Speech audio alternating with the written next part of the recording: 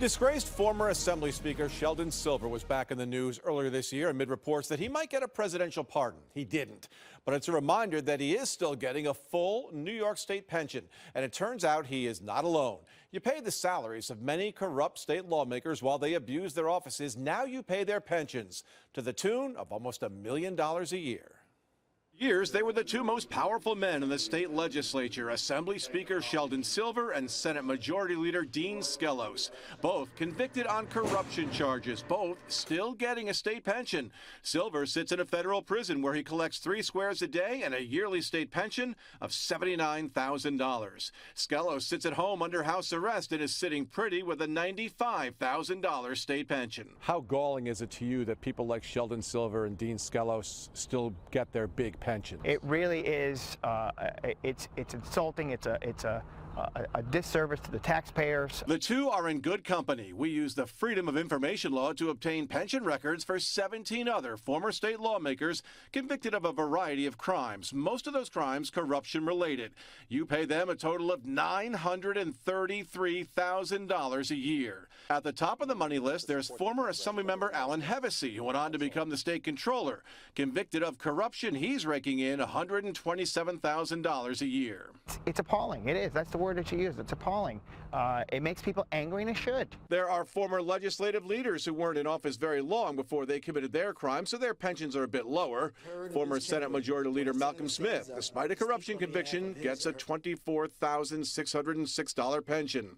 And former Senate Majority Leader Pedro Espada, who embezzled millions from a health clinic to fund a lavish lifestyle, gets $7,700 a year. I think that that's an outrage, and they should have to give it back. There's former Senator Carl Kruger, who once told me he couldn't get enough taxpayer money to decorate his office. You'd like to spend more money, you're saying? I would love to spend more money, but unfortunately we don't have it to spend. Convicted of federal corruption charges, he's getting a $58,000 yearly pension.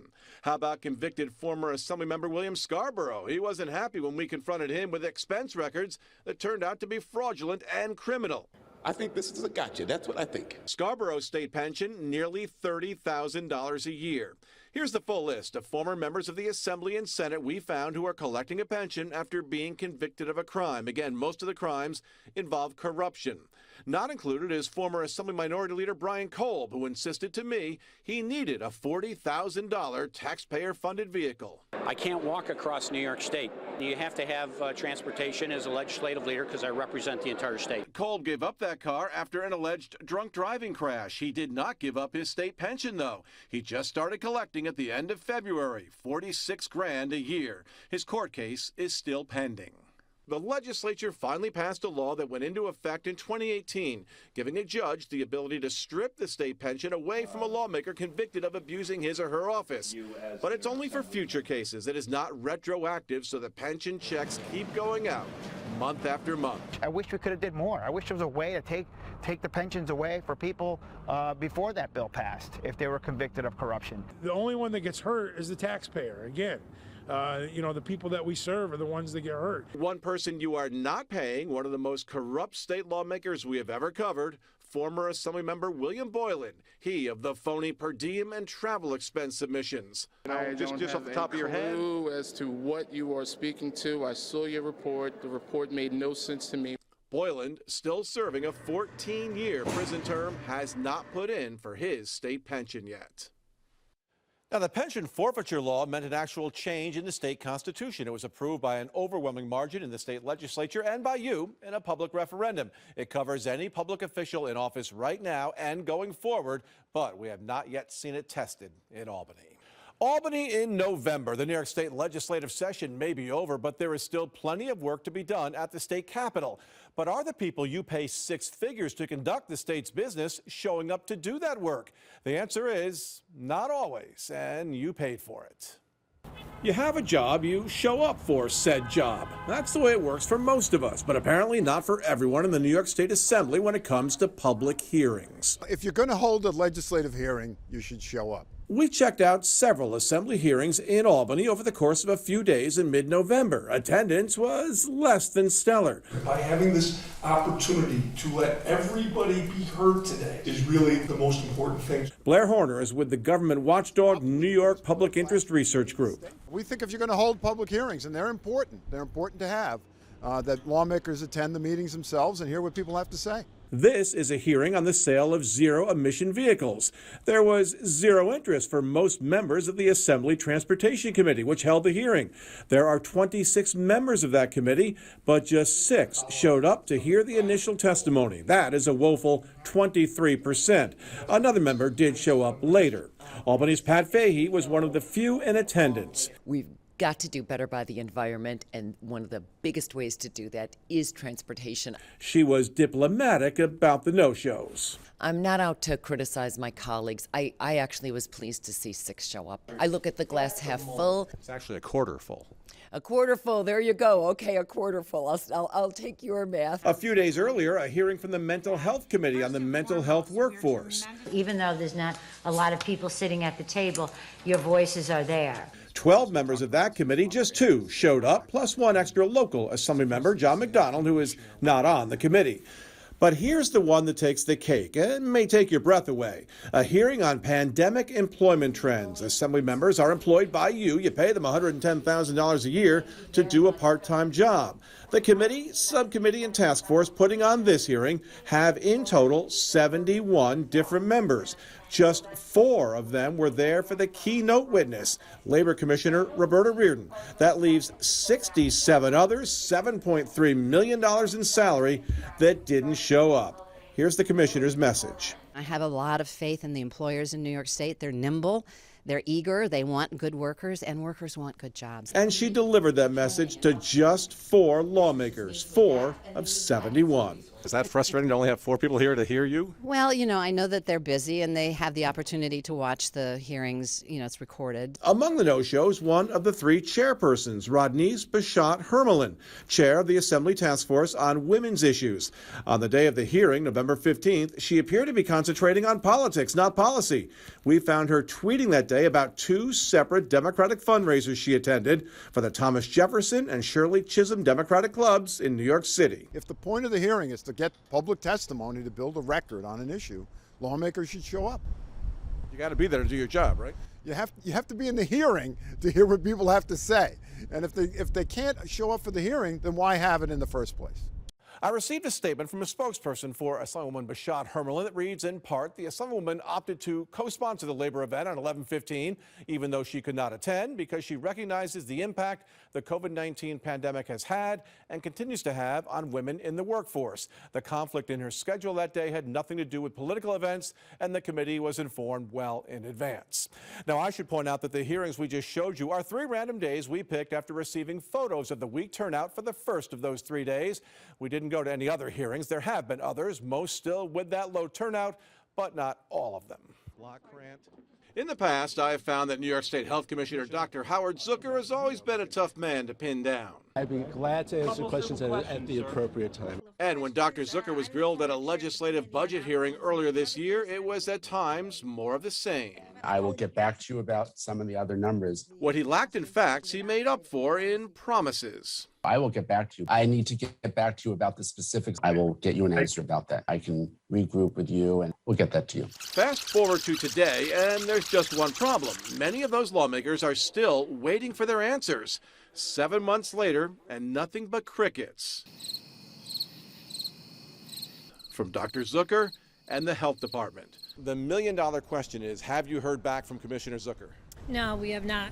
I believe we sent out like 30 letters, you know, with the governor and the commissioner, and haven't received any responses. Senator Sue Serino. Obviously, the questions I have require a thorough response, which you can't give in the 3 minutes allotted. So I'm going to put them all out there and we'll request a response in writing. Is one of those still waiting for the information she asked for on Lyme disease and COVID deaths. We have to respond to the families that lost loved ones. They're the ones that deserve the answers. That's why we're here, to answer to our constituents. And they look for us to get those answers. And just to be treated with total disregard is very shameful. At times, Dr. Zucker seemed adamant about getting back to lawmakers. He didn't appear happy about Senator Jim Tedisco's concerns about the state undercounting COVID deaths in nursing homes. I ask you this, at long last, will you in the Cuomo administration admit to your culpability in these deaths. I will respond because there's a lot of fiction there and I need to provide the facts. So I will respond in writing, and there was no undercount, but we can provide that in writing. Senator Tedisco is still waiting by the mailbox. Have you heard from Dr. Zucker? Not a word. We've checked. Lawmakers from both parties are still waiting for their answers. Most aren't optimistic, and some want the answers to come from a new commissioner. Lawmakers from both parties have called for Zucker to step down because of his close ties to disgraced Governor Andrew Cuomo and the Attorney General's finding that nursing home deaths were drastically undercounted. Critics on both sides of the aisle say it was done to make Cuomo look good. I don't know why he's still there, because the new governor said that we're going to get rid of those factions in the past that didn't abide by the open government law and transparency. Well, he's still there. I'll look into the camera right now and say, Governor Hochul, it's time to live up to your comments and walk the walk. You got to get rid of Commissioner Zucker. It's time for him to go. But for now, Zucker remains, and so do the unanswered questions. I'll let you know if I do hear anything. I won't sit by the phone. Okay, Craig. Many local cities, towns, and counties are hurting for money these days. That's a given. So why aren't they collecting easy money? Every year, thousands of New Yorkers find money in their name on the state controller's Unclaimed Funds website. But we found many local governments are not always cashing in on the unclaimed cash, and you paid for it. It's money on the Unclaimed Funds website just sitting there for the taking. People out there don't know they have that money coming. I hear it all the time. So why are local government agencies not taking advantage?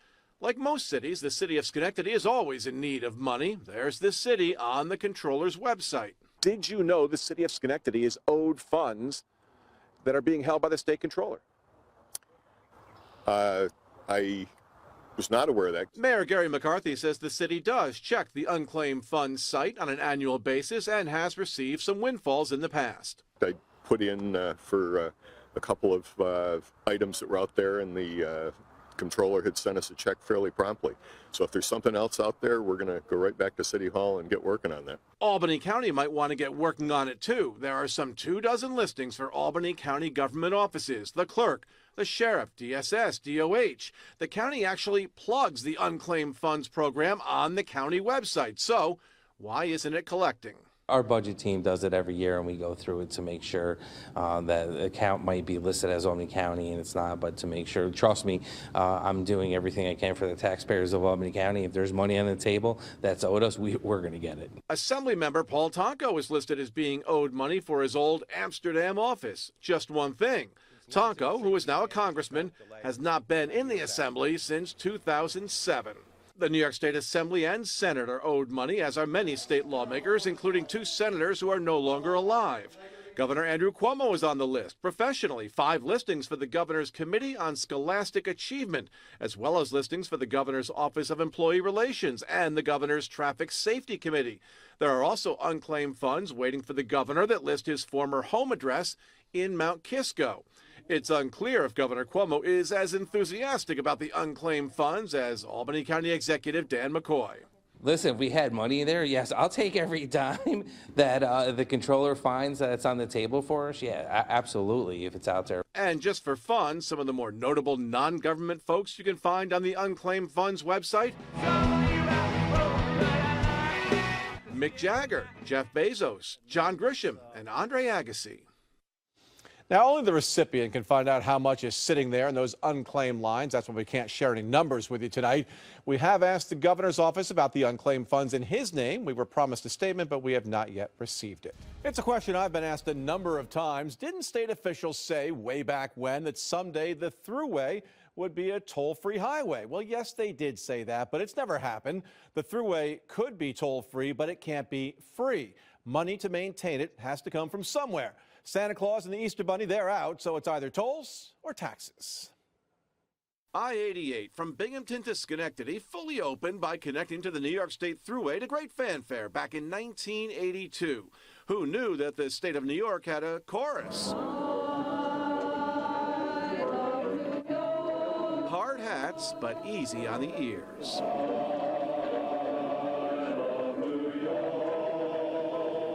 at that ceremony a promise from powerful U.S. Senator Daniel Patrick Moynihan. To see that within a decade now, or just a little more, the thruway become toll-free from beginning to end. Senator Moynihan would double down on that just a few months later, as reported by Jack Arneke. The reason it will be free is because of signatures put on documents today at Thruway headquarters. Those documents say the state agrees to make the superhighway free in 1996 in exchange for $500 million in maintenance money until then. Fast forward almost 4 decades and the Thruway is not a freeway. Tolls remain. Cashless tolling now, but tolling nevertheless. So what happened? We went straight to the Thruway Authority Executive Director for answers. We always heard talk that someday the road behind you would be toll-free, but that hasn't happened. Why isn't it toll-free? Well, we still have to maintain it. It's got to be paved, it's got to be plowed. There's constant bridge repairs. We need to keep it safe for our customers who use the Thruway. Matthew Driscoll points to the Thruway Authority Transition Advisory Council, created in 1989, charged with making recommendations concerning the future of the Thruway and the Thruway Authority after the scheduled retirement of the authority's bondable debt in the year 1996. It was the Advisory Council's recommendation that tolls were preferable over taxes. And in 1992, the governor and legislature changed the purpose of your tolls from paying off the original construction cost to maintenance of the road and sustaining the Thruway Authority. So they authorized more bond debt. At the end of the day, there's only two options, really. It's either on the taxes or it's paid for by the people who choose to use it. Which means that Senator Moynihan's dream, the Thruway become toll-free from beginning to end, stays just that. I can't speak to what the late, great senator really meant when he said that, but the fact of the matter is as you can see, it's heavily trafficked, and we still need to make sure it's safe. Now, about a third of Thruway users are actually from out of state, which means only about 2/3 of tolls are paid for by New Yorkers. Other major New York highways like I-88, the Northway, they're run by the State Department of Transportation, and every single New Yorker pays for those through taxes. The state has not been shy about promoting new vaccination sites. The sooner we can get vaccines into as many people as possible, the better off we will all be. But there was no public fanfare at this site in the well of the LOB, the Legislative Office Building. A private clinic last Wednesday with this invitation sent out for New York State lawmakers and their staff. While some people in the capital region have had to drive to Utica or Plattsburgh or Oneonta for a shot, lawmakers had the shot come to them. They just had to take the elevator down to the bottom floor. It's not only bad optics, I think it's just bad in general. There's a lot of people who are interacting with other people who would like to get the vaccine. You don't have to be an elected official to have a job that makes you have to interact with other people. Here's Assemblymember Bobby Carroll of Brooklyn showing off his vaccination card. Senators Julia Salazar of Brooklyn and Kevin Thomas of Long Island proudly posted on Twitter about getting their shots. Senator Daphne Jordan of Half Moon spoke at a news conference in the Capitol on Wednesday afternoon. About 2 hours before that, she was getting her vaccine at the private clinic. People in the Capitol were deemed eligible as front-facing government workers. Had it been weeks ago or a month ago, I would have agreed we shouldn't be doing this.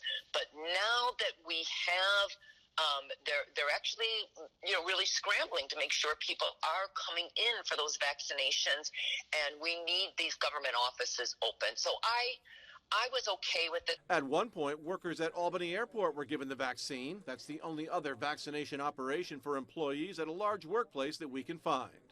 There was a pop-up clinic at Rivers Casino in Schenectady, but it was for members of the public. The LOB clinic was run by the New York State and Albany County Departments of Health. 500 doses of the single-shot Johnson & Johnson vaccine were administered.